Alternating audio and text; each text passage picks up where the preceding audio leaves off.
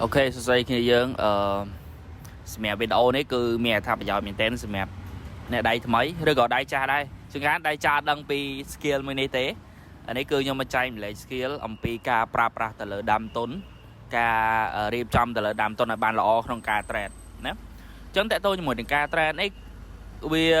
cứ sòng khăn bằng phốt không ca pra pra từ lỡ đam tốn này bờ tân dương ở trên pra pra từ lỡ đam tốn bàn tâm trời tế cứ dương trend ót chấm thành đi nèទី1តកតងជាមួយនឹងតលើដើមទុនបើសិនជាបងប្អូនមាន$3000ឧទាហរណ៍ថា$3000អញ្ចឹងបងប្អូនត្រូវតែបែងចែកថាយកប្រហែលដុល្លារដើម្បីយកមក trade ហ្នឹងយកប្រហែលភាគរយយល់ថា$3000បងប្អូនដក$200ដើម្បីយកមក trade អញ្ចឹងក្នុងមួយ trade ហ្នឹងបើសិនជាបងប្អូនចូលមួយ portion ឬក៏ចូលម្ដងហ្នឹង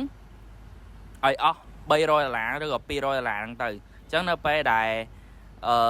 បើសិនជាត្រូវគឺយើងចំណេញច្រើន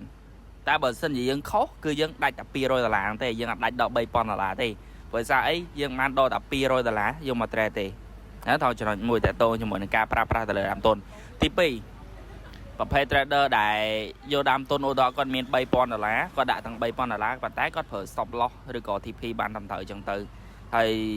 ស្រ័យជីរបស់គាត់គឺគាត់ចូលផ្សារគាត់រងចាំ point ណាល្អក្នុងការចូលអញ្ចឹងទៅយើងតេតូជាមួយ trader គឺយើងបែងចែក